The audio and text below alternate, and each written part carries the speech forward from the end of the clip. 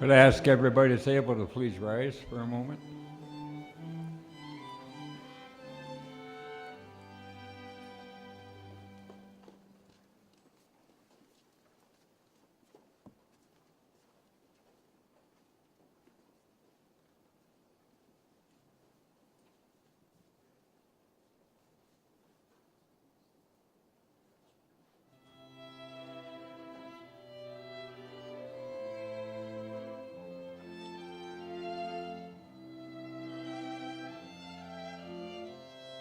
Thank you. Please be seated.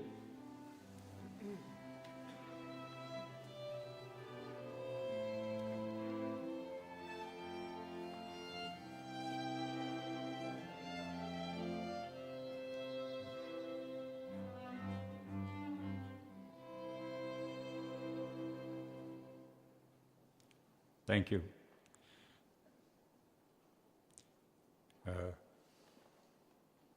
My name's Smokey Thomas. I'd like to start by thanking everybody on behalf of Deb, Allison, Alex, and Nick for coming out today, and for all the people that are watching on, I guess, Facebook Live on the internet, however that works. Just a couple of things. So just briefly, James was born on April the 2nd, 1950 in Kingston, Ontario, my hometown. He graduated from Carleton University in 1975 with a degree in political science.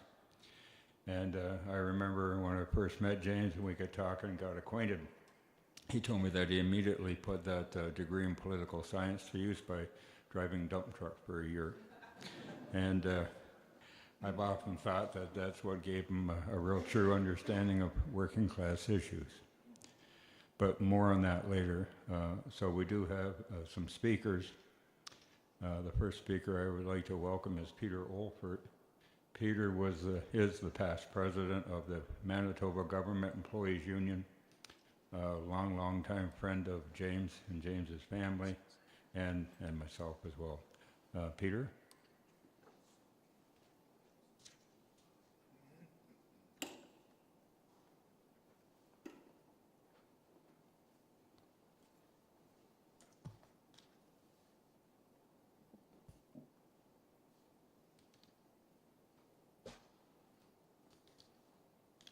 Well, thank you, Smokey, and hello, everyone. As he mentioned, my name is Peter Olford, and I am the former president of the Manitoba Government Employees Union, and a very close friend of James, a comrade in arms.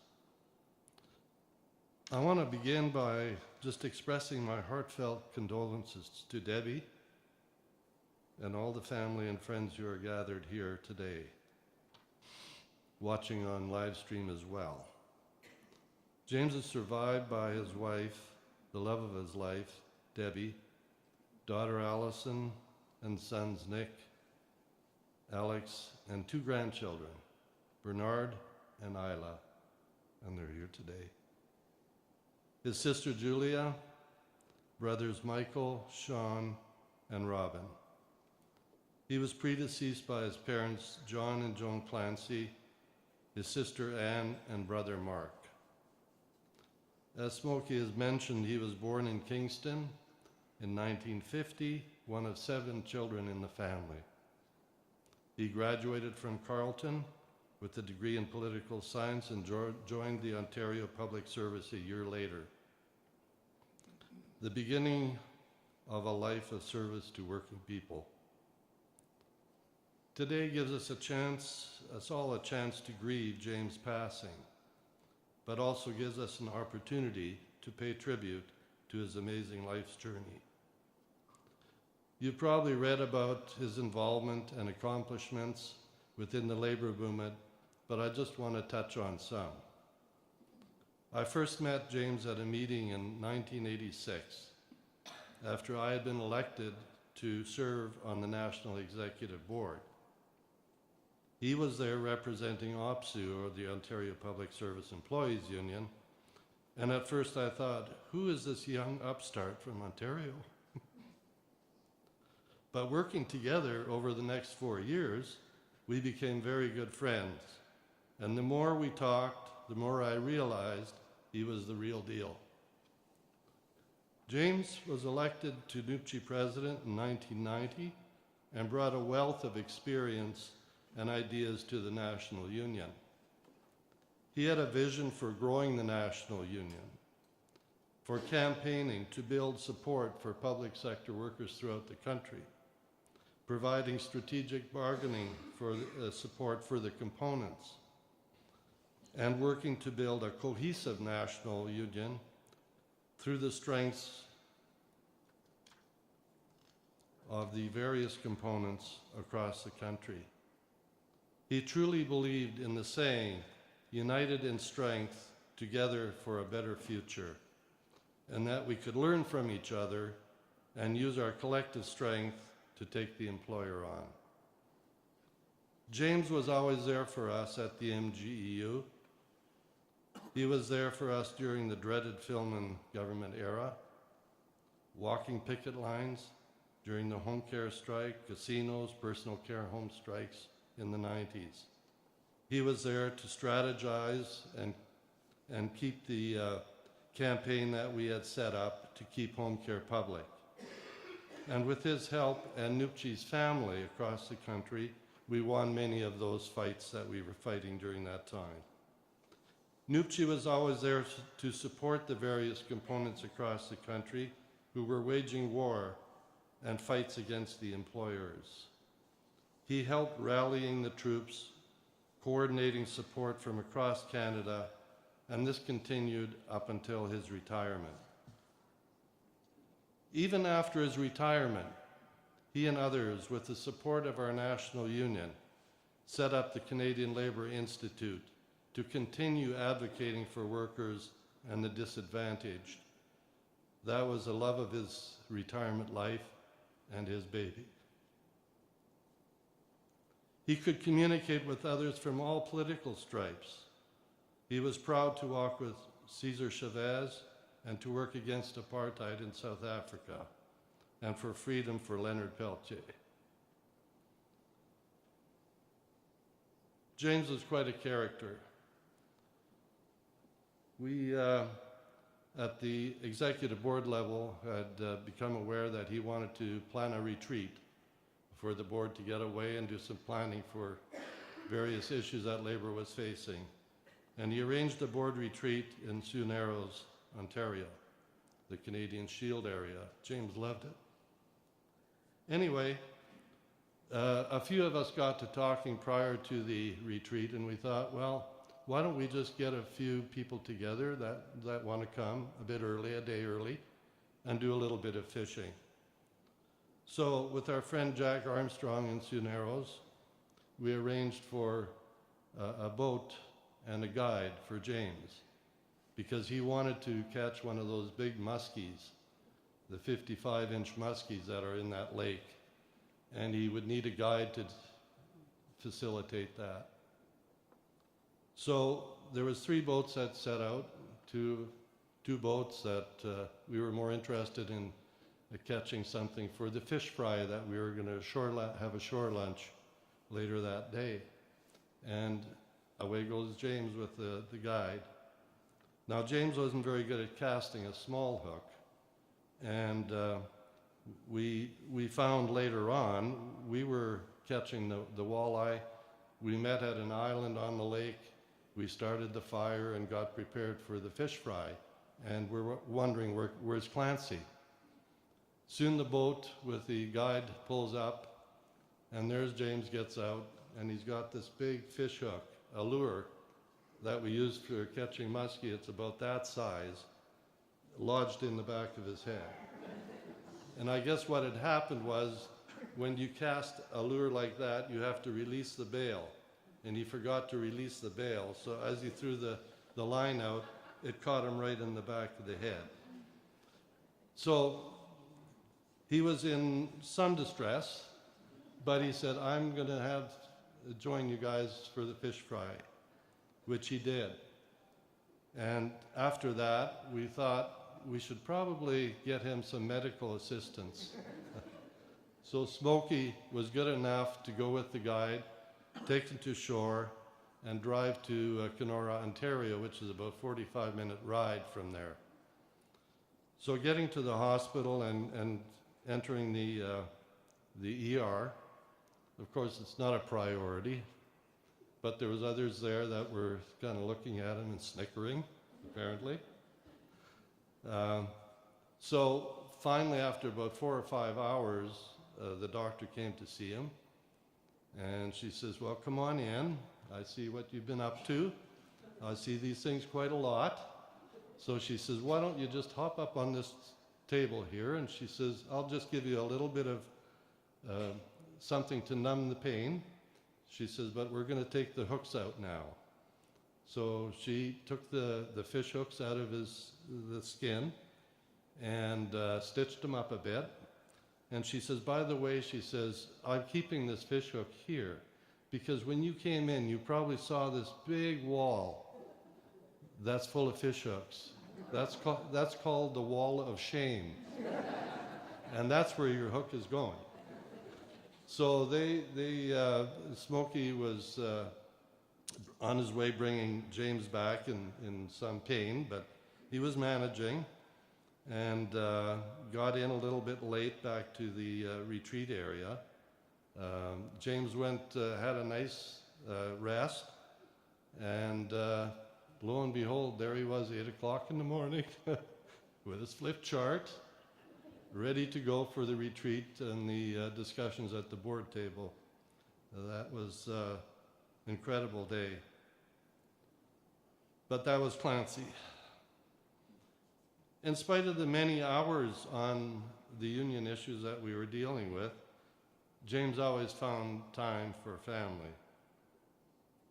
Family always came first. He loved having family and friends around him all the time. Whether I had occasion to visit his home, there was always a house full of people there. Whether it was nieces and nephews, family and friends, they were always welcome at the Clancy home. James also loved gardening and tending flowers and dealing with his vegetables in the vegetable garden and pruning trees. He loved to putter. He also loved working with wood, building things, renovating things, and if any of you get a chance or had a chance to visit him at his farm, it's just an amazing place. Amazing the woodwork in there and the renovations he did to the old farmhouse and barns and things on the property. Over the years, he also liked old cars and tinkering with them, working on them, getting them into a local garage to get the transmission fixed so he could take it for a ride. And he still had an antique Volvo coupe parked in the barn the last time we were there. He also liked to collect old tractors, apparently. This is a thing that he started to do a few years ago. And the last time we visited the farm, he had to show me his latest purchase, a 1948 Massey Ferguson tractor. And I said, well, does the thing run? I said, it looks pretty rusty. Does it still run? Oh, yeah, he says, it runs. And it sounds really great. So he says, come on, I'll show you. So we go over to the tractor, and he opens the gas line because he had it shut off, and pushes this pail underneath this gas line area. I said, what's that for? And he said, well, it drips once in a while. So then he proceeds to jump onto the tractor, you know, the long legs and the long arms crawling up onto this tractor. And he says, yeah, he says, I've got a 6-volt battery here. It should crank this thing over. Turns the key, and sure enough, that thing fires, and it sounded quite great. And he says, yeah, he says, I'm going to remodel this thing. I'm going to take all the rust off of it and repaint it. So that was, again, one of those things that he just loved to do. He was also generous with his time. When his friends Jack and Cookie Armstrong at Sioux Narrows, while James was there on an occasion, asked if he would like to plant some flowers at their home. And within the next few days, they had a floral showpiece in his yard. He made it look beautiful. James is also a prolific reader. There wasn't a bookstore or a newsstand that he would pass or could pass without checking it out and likely buying something to read. He was also interested in sports. While he didn't play any sports, he tried to play a little bit of golf, but he wasn't very good at it. He did follow the Blue Jays very closely. He loved baseball, loved watching it. The CFL, the NFL, the Raptors. I know Debbie was a big fan of the Raptors, so he had to, watch some Raptor games with Debbie.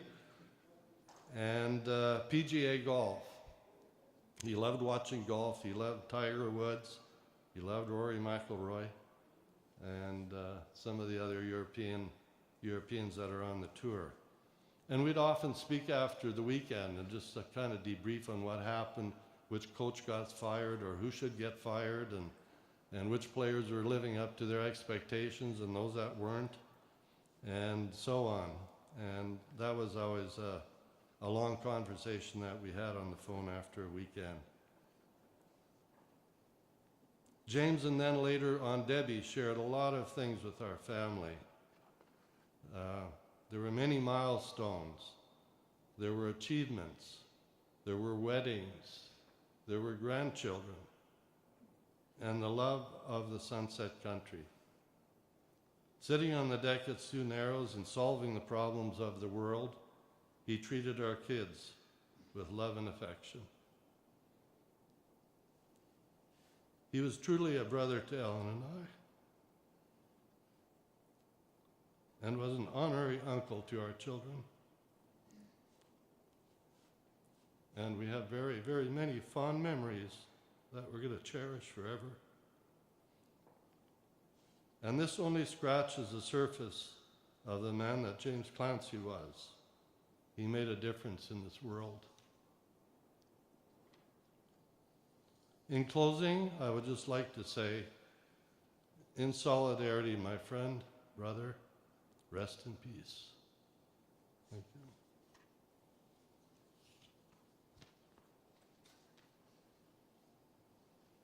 That's your stuff. Yeah. Thank you, Peter. Next, if I could call on Skip Hambling to say a few words. I met Skip shortly after I met James, and anyway, I'm sure Skip will have much to say here. Yeah, Go ahead, brother. I'm never ready to say a few words.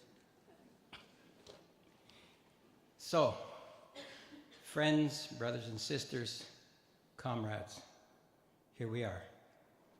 We've heard a lot, and we'll hear a lot more today about the good old times with James.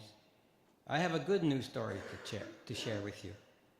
I was with James in the days just before he died, and I can tell you he was the same. I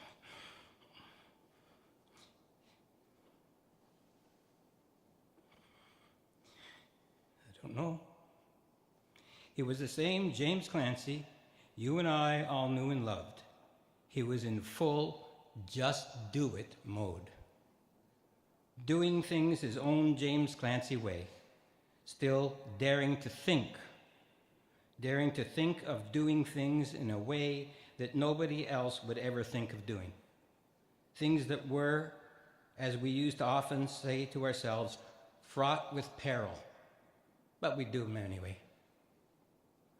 Do the right thing, you know what it is, hew to the line, let the chips fall where they may, just do it. James loved to read and collect ideas. One favorite was, when we lack the will to see things as they really are, nothing is so mystifying as the obvious. James was never mystified by the obvious. He preferred to grapple with it.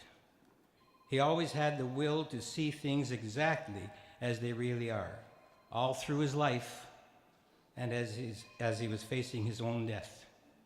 We should all be so strong.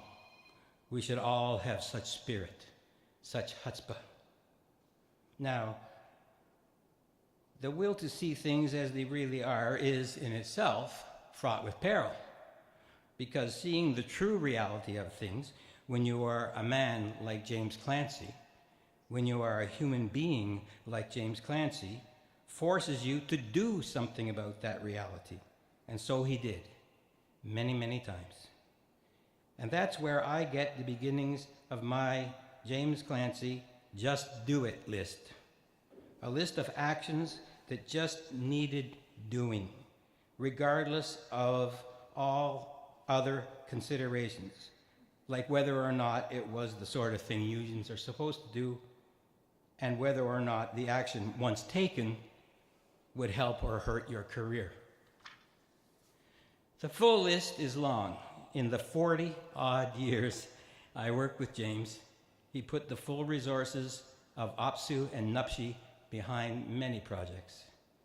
The full list includes things like the 1991 Constitution Crisis cross-country tour hearings open to the public to give everyday Canadians a chance to put on the public record the kind of Canada they wanted.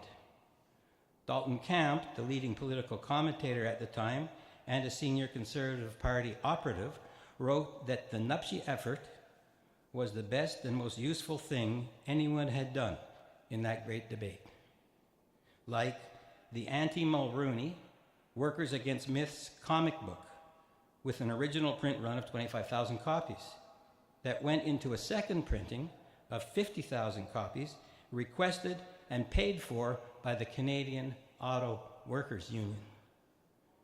Imagine one union paying to use another union's work. Be still my beating heart.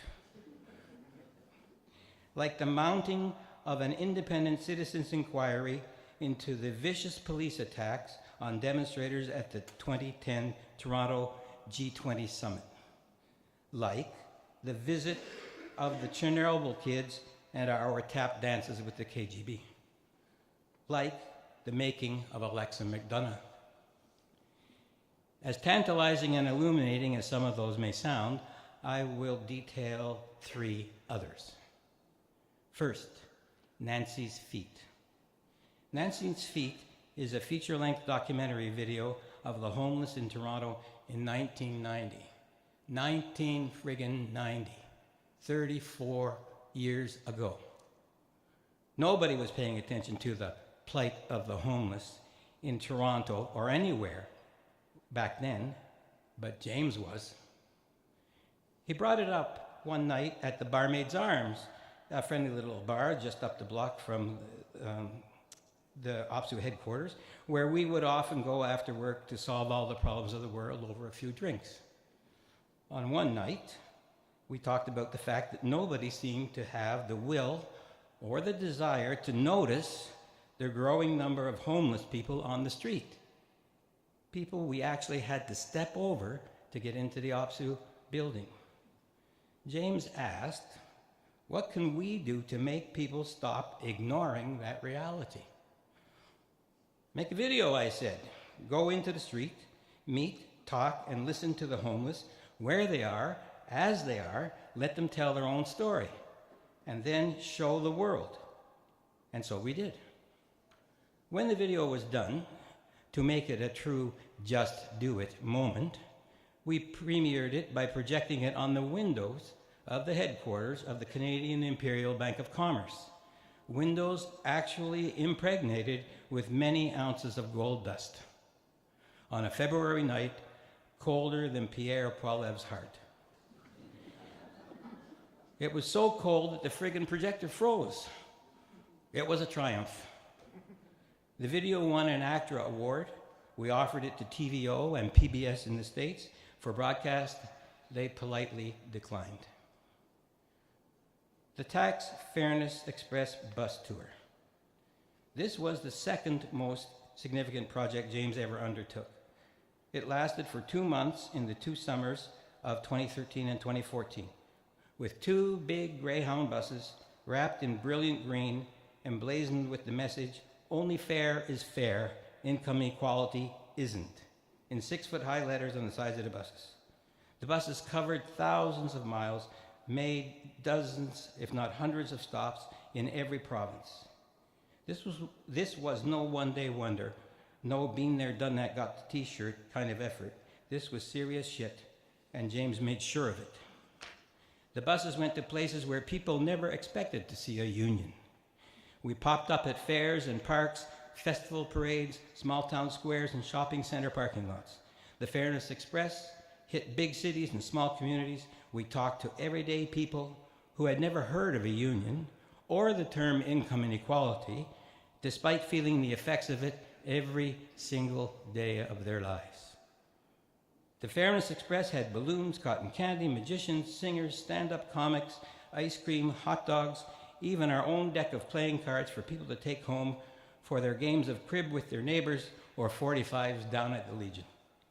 Everything we could think of to put people at their ease, to encourage them to open up and talk to us about how they were coping and what they wanted to be, and to make them open to listen to us about how we could act together to make things change. As James often said, if you want to hunt ducks, go to where the ducks are, and the Fairness Express did that in spades. That brings me to James's most significant project, his final one, the one we talked about a lot in his final days, the Canadian Labour Institute for Social and Economic Fairness, CLI. CLI was part of James's plan. James always had a plan. It was part of his plan to keep fighting the good fight, even when he was no longer the president of a major union. He chose it instead of a gold watch or a round-the-world cruise or any of the other usual things we give to honor people when they retire. James didn't intend to retire. He just intended to change jobs from paid activist to unpaid activist. He told NUPSI the best way they could honor him would be to help him do that by providing him with seed funding for an institute he had in mind to found, the Canadian Labour Institute for Social and Economic Fairness. NUPSI agreed. James wanted CLI to be something completely different from all the other progressive voices in Canada. He didn't want to preach or lecture or harangue workers into submitting to his way of thinking. He wanted CLI to relentlessly celebrate their power and glory, the power and glory of all working people everywhere. What better way could there be to remind us all of how tenacious we are in the struggle to make the world fit for human beings, and of how even the tiniest daily victories in that struggle count as much as the great big ones. Our shared reading led James and I to CLR James, a political philosopher from Trinidad. Our James wanted CLI to do what CLR James called for, simply to recognize and record the spontaneous solidarity of everyday people everywhere, all the time. Doing that would make CLI of direct use to all those looking for something more than noble ideas and one more academic analysis of their precarious situation. CLI would actively work to recognize and boost the spirit of resistance abroad in the land, and record concrete examples of the ingenious ways everyday people find, sometimes in unions and sometimes not, to stand up for themselves, by themselves, and win. Ways that might just give others the idea to do the same thing, we hoped. That's the vision James had for CLI. It worked well. We attracted a lot of followers right from the launch of our website in November 2017. We're not that old. 2017. But something soon went wrong. To this day, I'm not sure what. Anyway, the money stopped coming. When it did, James reached into his own pocket to keep CLI going. Smokey and I spent a whole afternoon talking with James about ways to keep CLI going, even if James wasn't there to oversee it. More plans, more hopes, more dreams, more refusal to knuckle under. My Just Do It list ends with its two newest items, this jacket and this keffiyeh. This jacket bears the subtle message, eat the rich. When I first saw it, Christian Smalls was wearing it in a photo of him at the White House shaking hands with President Joe Biden. Smalls is this Amazon warehouse worker who got fired for talking union and then stood in a parking lot outside the warehouse and talked union for almost 2 years to his fellow workmates until he convinced them they could start their own union. They did, and went on to win a vote to make their warehouse on Staten Island the first Amazon operation in North America with a union. For Smalls, to wear this jacket in that place was a true just do it moment. James and I both bought Eat the Rich jackets. You can email me if you want, and I'll tell you where you can get one for yourself. The fate of Palestine, and of all Palestinians, was always important to James. The events since October 7 and the inhumanity of the Israeli genocide in Gaza troubled him deeply. You could see it in his face as he was sitting there talking to me.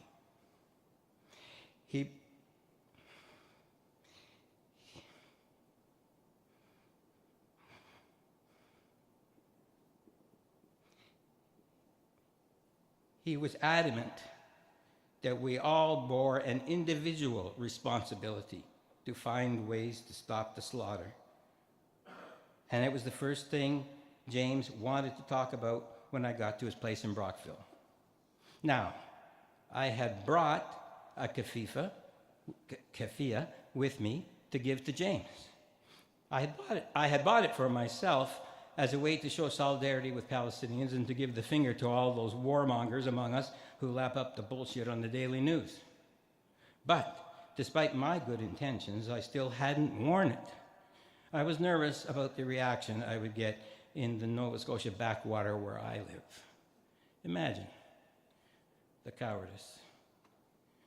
So I walked through the door into James's garage clubhouse in Brockville, and there's James sitting in his favorite chair, and tacked to the wall behind him is a Palestinian flag and a keffiyeh. Once again, James had beaten me to it. He had done the thing that needed to be done, the obvious thing, if we are to stay true to the things we say define us. James had again beaten me to the appropriate just do it action.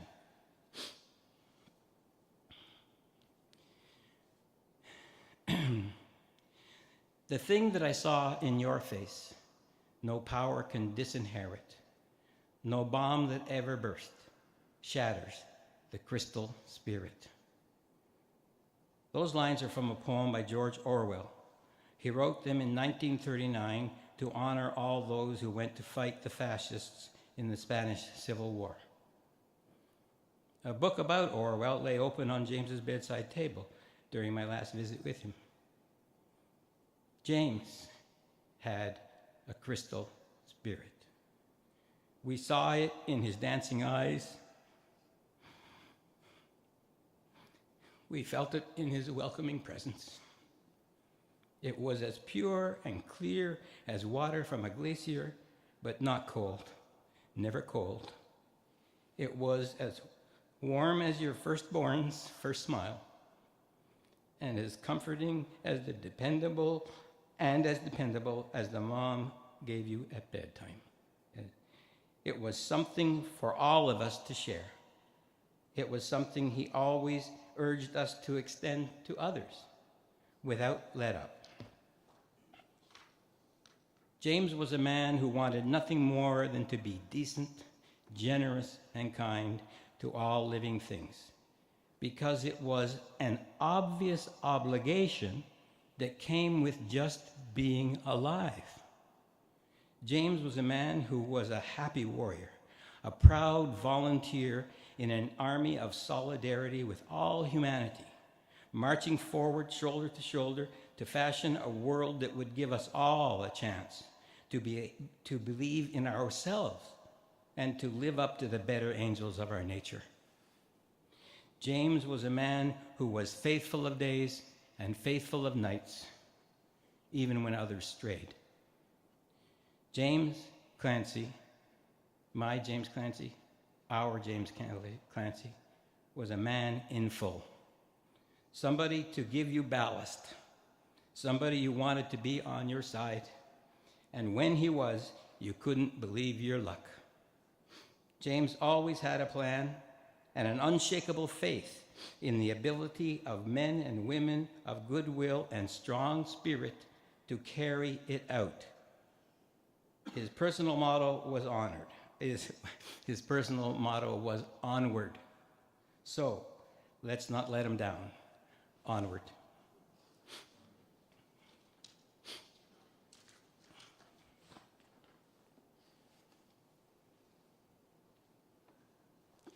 Thank you, Skip. So I would like to call on James and Debbie's daughter, Allison Miller, to say a few words. Allison. Hi, everyone. Thank you all for coming. Mom, Alex, Nick, love you so much. Today I wanted to tell you about who my father was as a family man, and I want to tell you what I learned from him. I'll keep it short and sweet because that's what he would have wanted.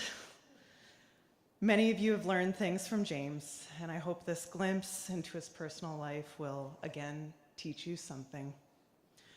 Firstly, James encouraged me from a young age to speak and to write.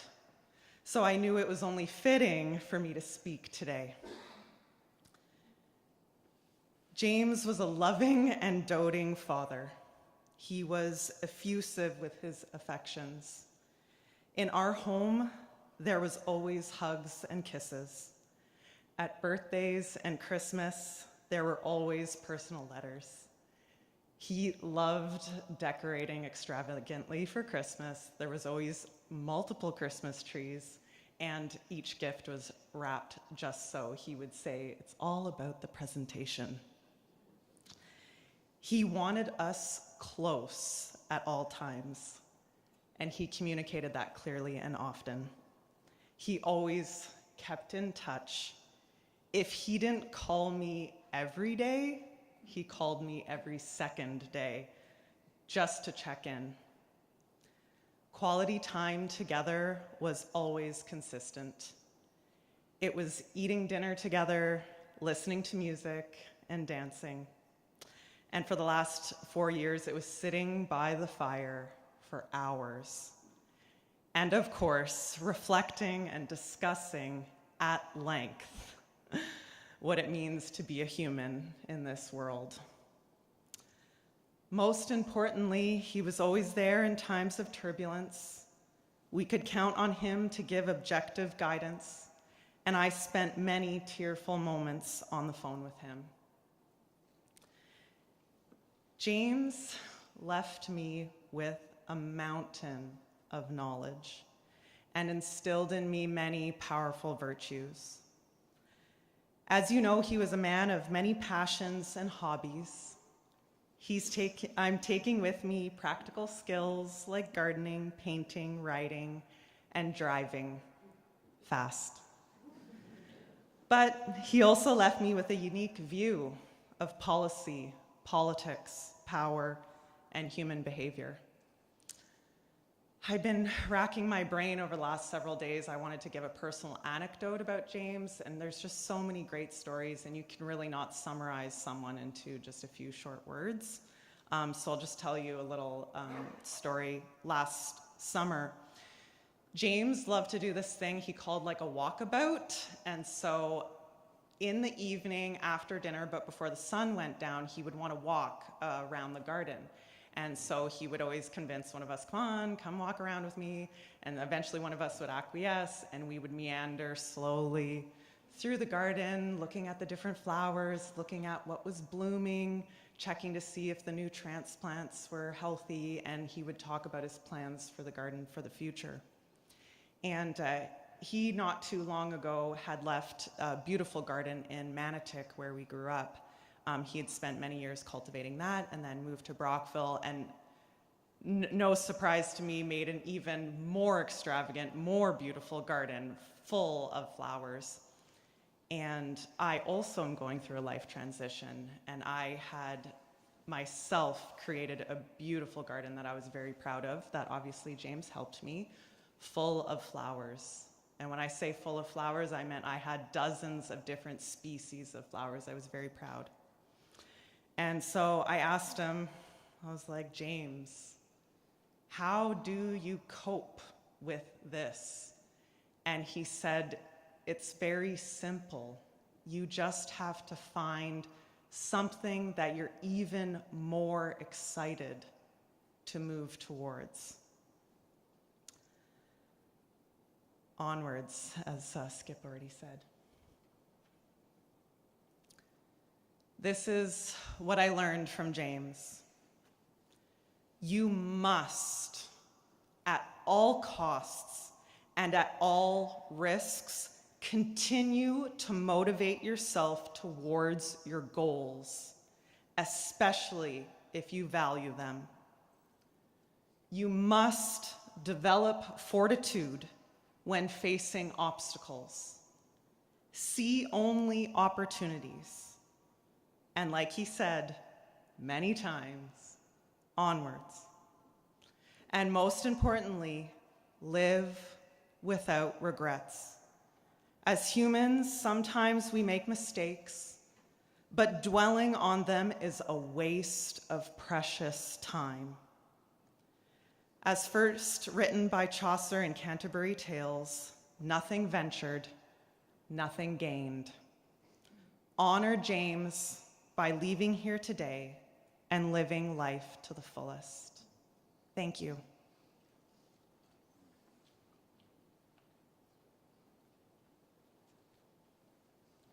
If I could call on Alexander now.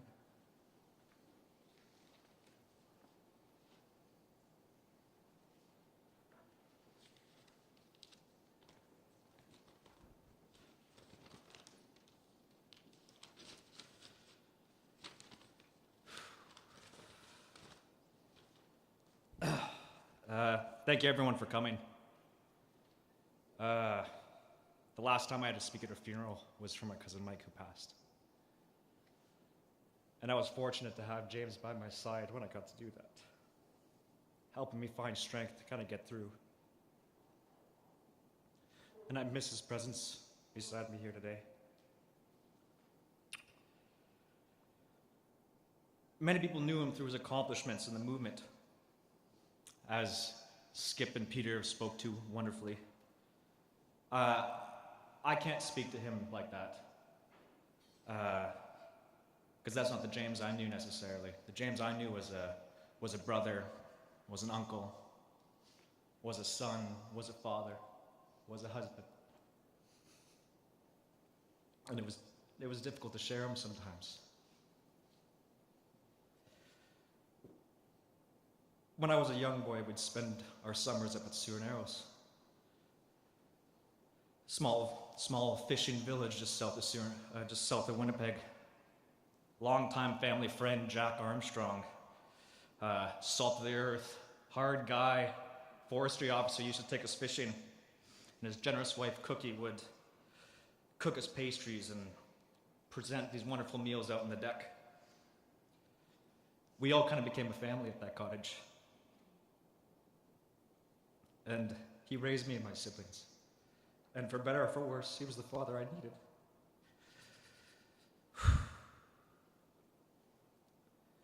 My mom used to say of him, when his attention turned to you, it was like a spotlight was shining on you.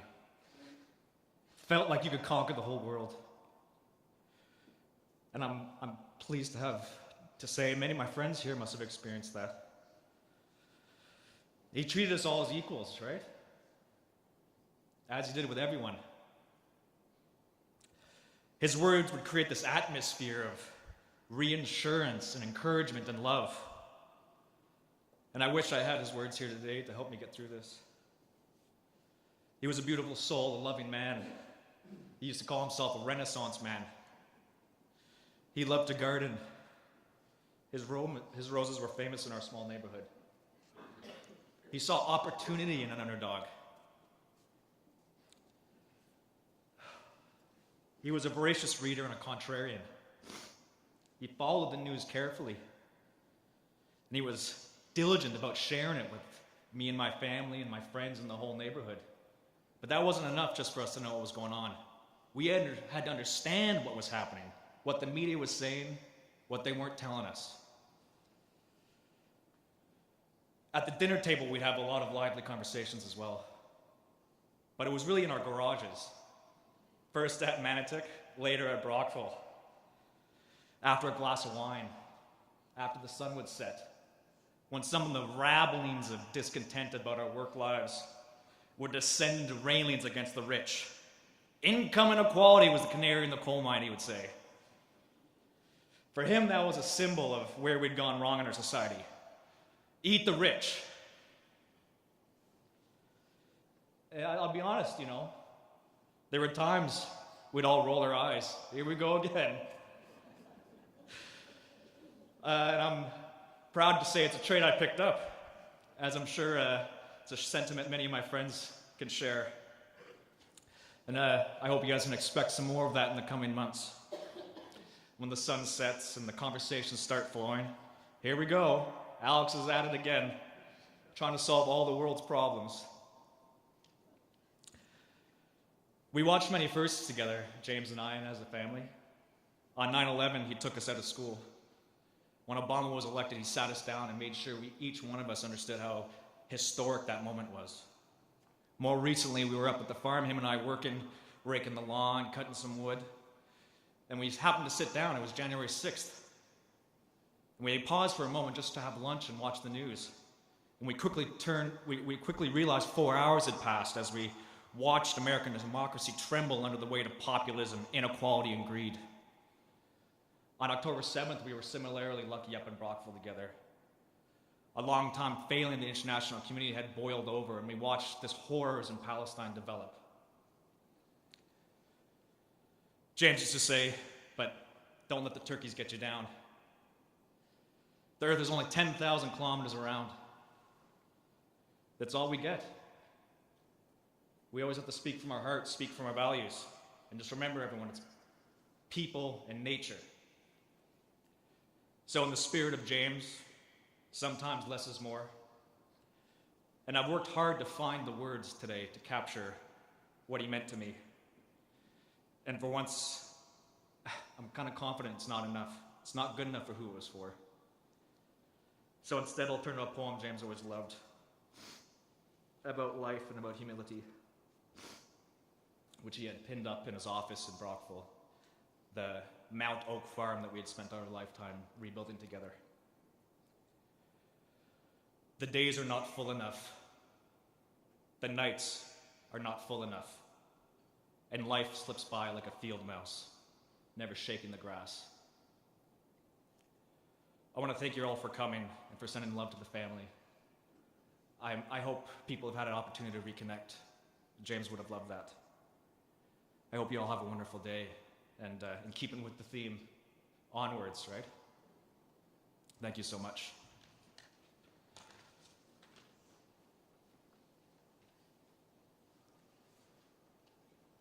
Anyone from the Clancy family?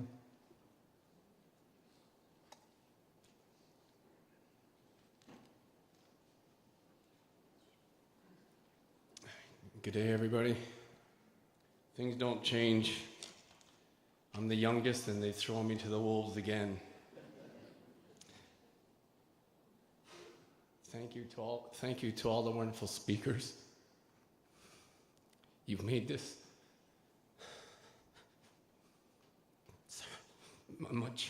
much better for me than I expected.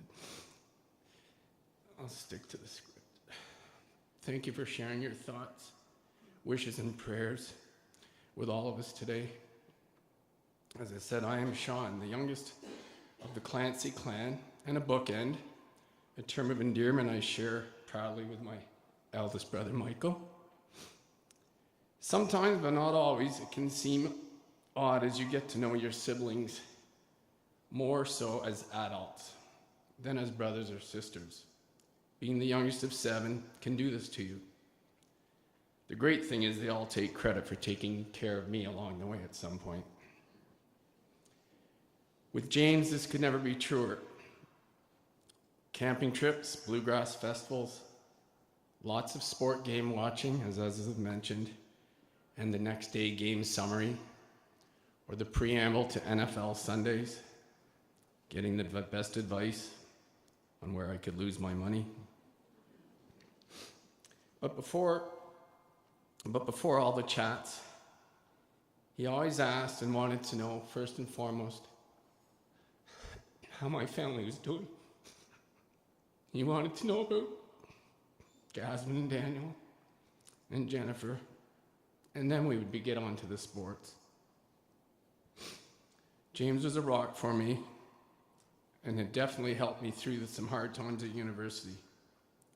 But always coming back to the sports, as you may or may not know, I was a physical and health educator for 35 years, so it was a common starting point and an easy one.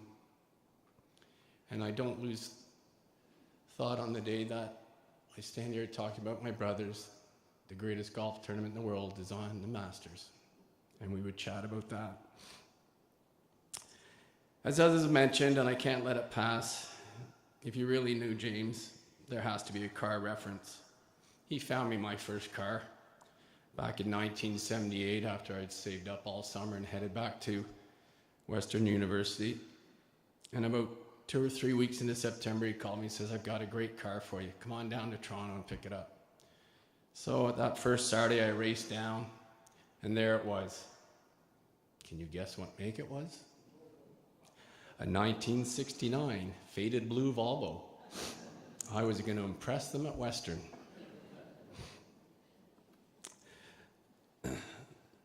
And of course, you know the make, only to be followed up later on with a 4-door Volvo as I left university, school bus yellow. But how prominent that car was, because it was impressive enough to my wife Jennifer that I was a sensible young man. And the red sports car had to stay in the garage. Those Volvos guided me to so many great places, as only James could do, and will continue for me. I love you, James. Debbie and your family, you'll always be with us. And God bless you. Thank you.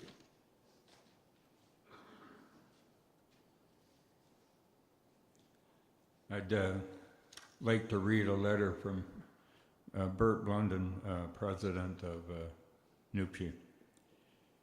I am very sorry I cannot be with you all today to celebrate James's life. My heart goes out to Debbie, Allison, Nick, and Alex, your entire family and friends. Since James's passing, I have spent much time reflecting on the impact James had on our union, NUPSI, and the labor movement. As a leader in our union, James was a visionary, often seeing trends in the world, in economics, in politics, in culture, far before they were on anyone else's radar. His blue skying sessions in our union's boardroom are legendary. He loved to bring people together to share the problem, spitball ideas, and hatch plans. He was a risk taker, encouraging others to imagine and hope for more and better. James showed us that by being compassionate and empowering people with the information, ideas, and tools to challenge power, we can not only hope for a better world, but we could achieve it. He believed in using the Commonwealth for the common good, or as he would say, all boats rising. James was a firm believer of the labor movement's core values of fairness, justice, and solidarity. His defense of workers and their rights was unwavering and unstoppable. You could not have a fiercer ally than James. We, Nupshi as a union, and the labor movement overall, are stronger for James's contributions, his passion, and his compassion. Rest in peace, James, and that's from Bert Blundon.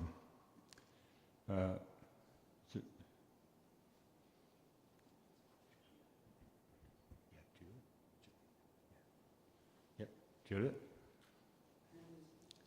Okay. Go on.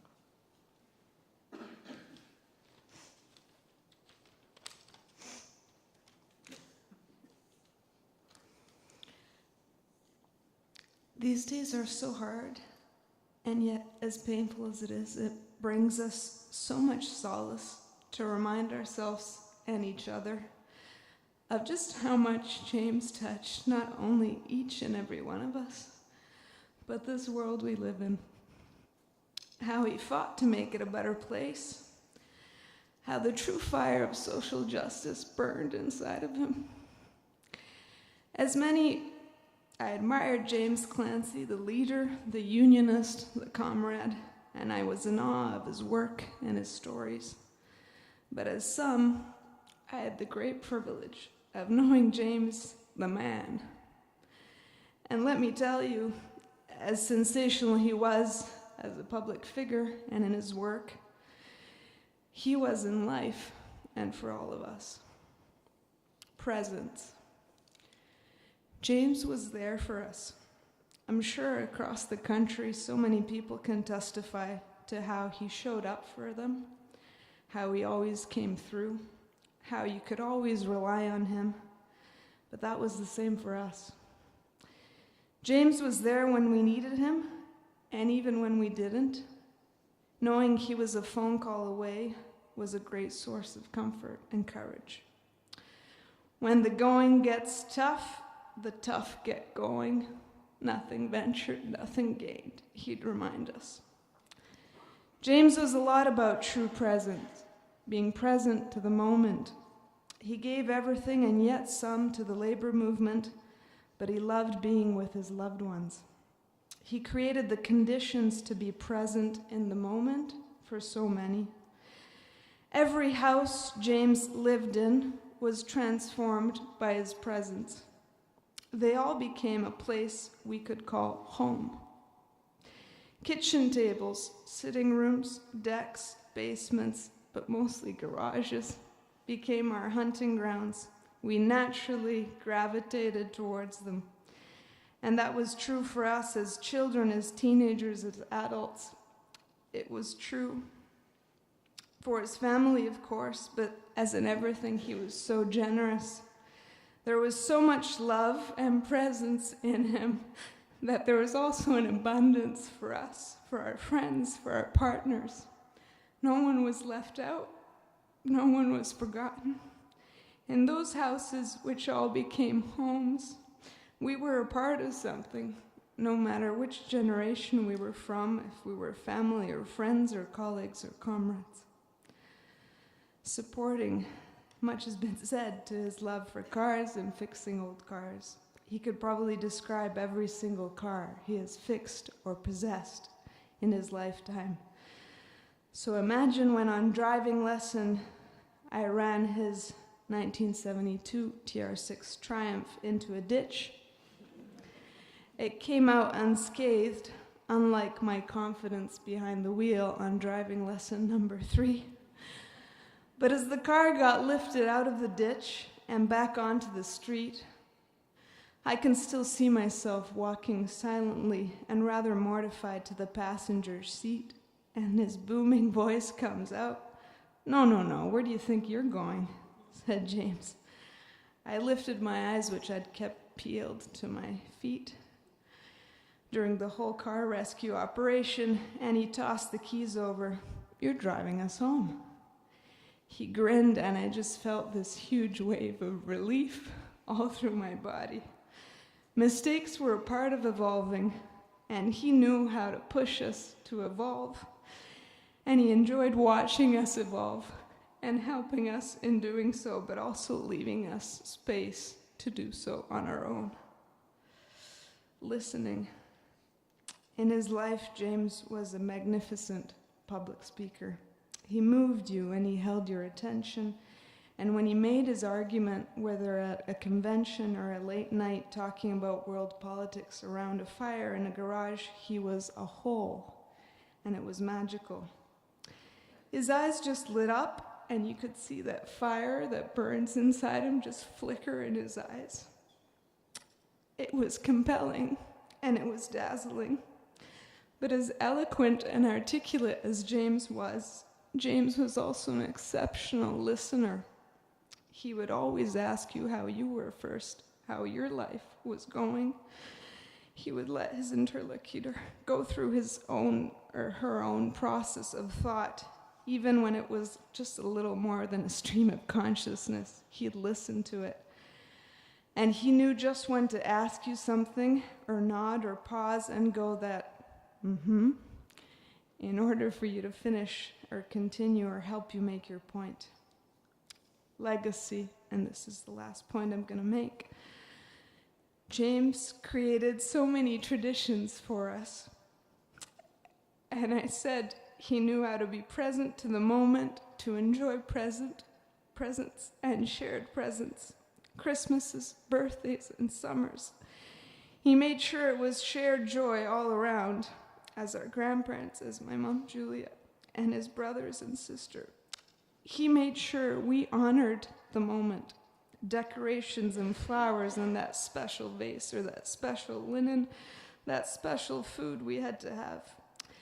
But not just the occasions, also the ordinary nights of long summers became a shared ritual of bonfires and barbecues. He tied generations of nephews and nieces and friends and his grandchildren together. Peaches and cream, corn on the cob, excursions, going frogging. It was such a quiet magic to witness how James can connect to the smallest of children. He entered our world, our thoughts, and the great man that he was, looming onto us, could sit next to us and put himself on the same level. He entered our world and our thoughts. He became a part of that world, of our childhood dreams, of our teenage worries, of our adult life decisions. Be it a breakfast box with cartoons on a weekend morning with his grandchildren, Bernie and Isla, or a late night talk about our future, he was there for us, and he was there with us. It was the extraordinary, the care he put in picking out our presents, always making sure we appreciated the classics, but we're also up to date on new authors, new music. We had to be hip, which was such a boomer way of putting it. But it was also the ordinary, not just the extraordinary. The love for great music, good food, being together. He showed us life. He was life. He loved it, and he made us love it. He shared, he inspired, he led, he laughed, he teased. He was an ally.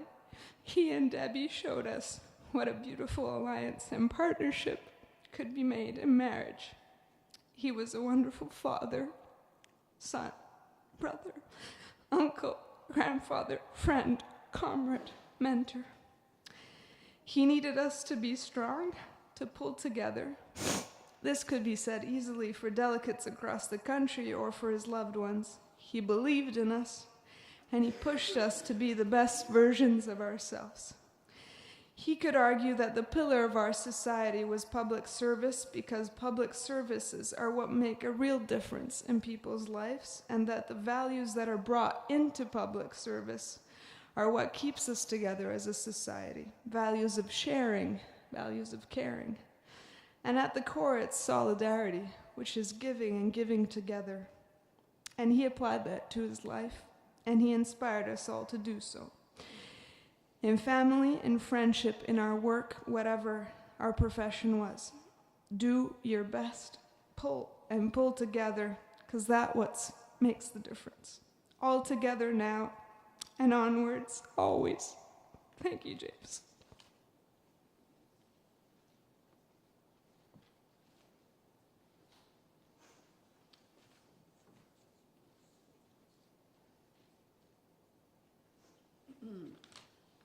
Hello, everybody.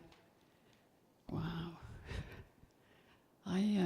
I'm James's sister, Julia, and I just have a very brief poem, actually, by Walt Whitman, which I felt described James beautifully. But just before I begin, I really would like to say a word to Debbie. And, you know, it was so incredible. I loved Debbie loving James, and James loving her right back.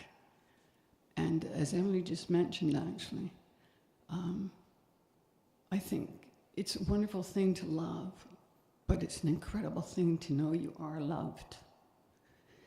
So thank you, Debbie, through thick and thin. And to beautiful Alex and Allison and Nick and the gorgeous grandchildren. I'd like you all to think that we're always there for you and always will be a part of your family.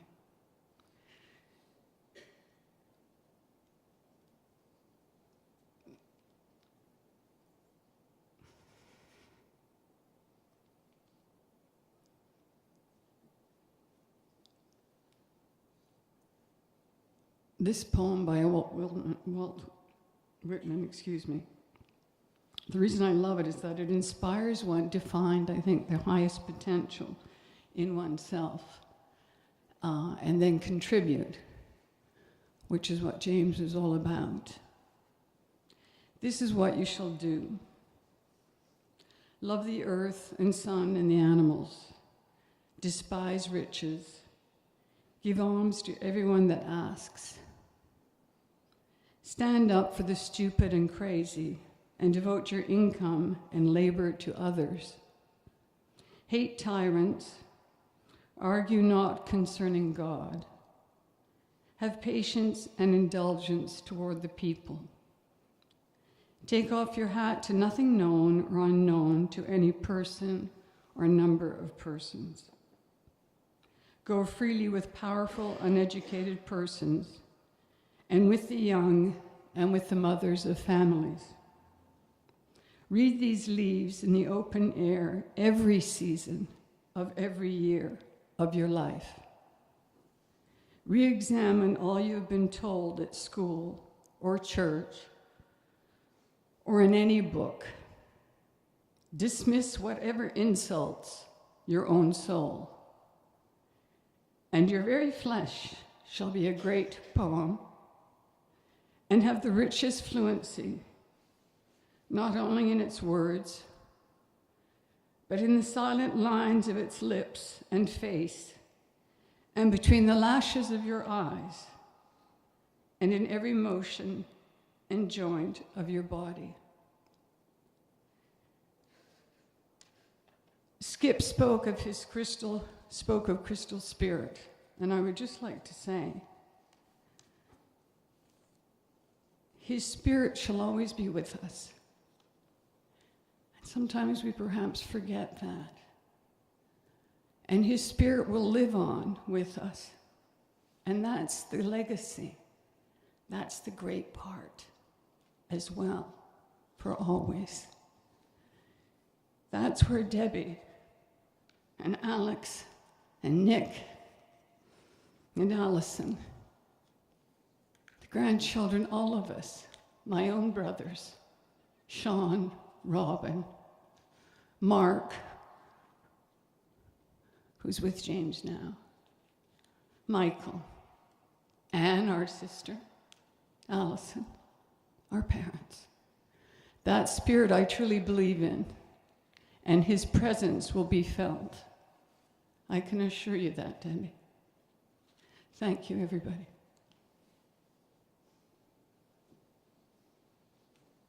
Michael?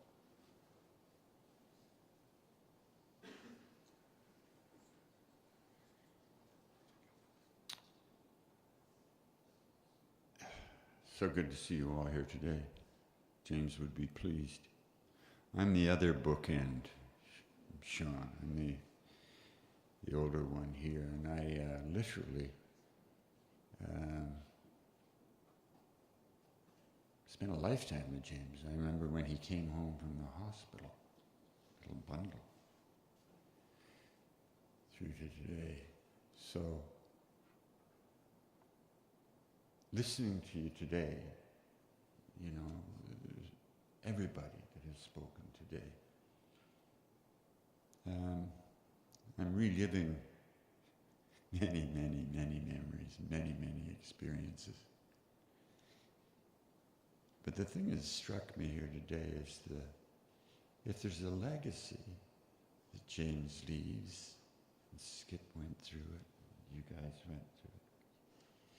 By the way, I remember those fishing trips up at Suneros with James and Dad and I. It's the nieces and the nephews who have spoken so eloquently today. And I would defer to all of them rather than go on about my memories. James leaves a huge void in my life, all of us. But I'd like to read this one little bit, if I may, in closing, from Jonathan. It was a little obituary that he had put on Facebook from Italy. And if you will, I'll read it. And this is Jonathan saying, "What a special human being, a true force of nature. At times for me, one of those larger-than-life characters, always ready with a solution, forever pragmatic, endlessly poetic, a fighter, a man of peace with a musical sensibility," Jonathan being the musician,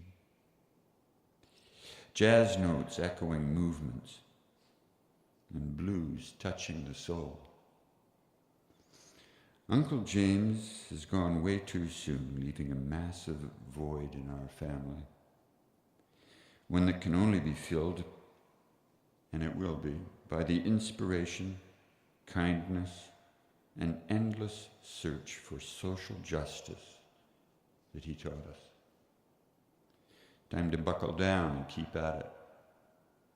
As he would say, and has been repeated many times, onward."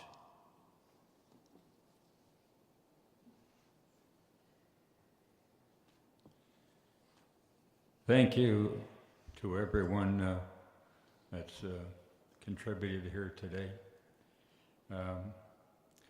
There are just a couple of things about James. Not only was he a great leader, a thinker, a doer, when he was at Nupchi and then later at CLI, he would bring people together and develop positions on things that mean a lot to society, be it a position paper on the guaranteed annual income or a modern industrial strategy, any issue that was recently taken on, artificial intelligence.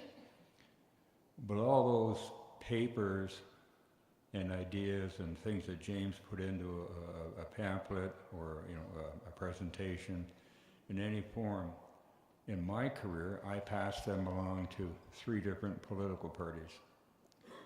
And James, we used to remark now and again, you see something coming out of the government, and James would pull me up and say, "I kind of recognize that." And I said, "Yeah, you wrote it, and you developed it, and they used it." And that's one of the things that James taught me is no matter what walk of life you're from, no matter your politics, whether you're religious, non-religion, no matter your economic station in life, you're a valuable human being. For me, he was a mentor. I got elected many, many times, and people used to ask me what my secret was. I said, well, I have a couple of people that helped me out, and it was always James and Skip. We would meet either up at your first house or down at Brockville, and we would figure it out, and I owe much of my success, if not all of it to James, Skip, and a few other people. I had the privilege to go to South Africa and Malawi in 2008. And while I was there, I was with a comrade by the name of Zola Zemba. He went by Archie Sebeko. And we had occasion to go into a legislature in one of the provinces, forgetting the province, actually I think it was Ontario, near Johannesburg. And the seat of the parliament was in Johannesburg. And we went in, and people there gave us, OPSU, and Archie a standing ovation. Archie was Nelson Mandela's right-hand man. And he got out of the country before the treason trials, and I had a great honor to meet Archie and know him. And when I brought him to Canada, he came down to the house, and we had a lot of good talks. But people in that legislature, the older people and the younger people, had known what OPSU had done to fight apartheid. And they knew the name OPSU, but they also knew the name James Clancy. And to me, it's probably the biggest honor that I think we could ever bestow on James, be known in another country, and by great, great leaders who put their lives on the line, who lost their lives, who gave up everything, fighting for freedom. And I was at that convention when the motion passed that James had the executive board put forward to take on apartheid, and it was as much as it takes for as long as it takes, was it, therefore be it resolved. So that's the kind of man James was, and never bragged about it, never, you know, he was a very modest man as well. We've been graced with the canto, and if I get your name wrong, Sentimental Strings. Our pallbearers are Donald Champ, James Champ, Alex Switzer, Ben Gamble, Jonathan Clancy, and Emily Clancy. And there will be a reception out the hall down on the left a little bit. And so that concludes us honoring our dad, husband, brother, friend, honoring James's life. As everybody said, onward. And Comrade James, I know wherever you are, you're looking down, and you do, as everybody said, you live on in everybody. You know, you live on in everybody. Thank you all for coming out today, and this concludes. We'll see you over at the reception. Thank you very much.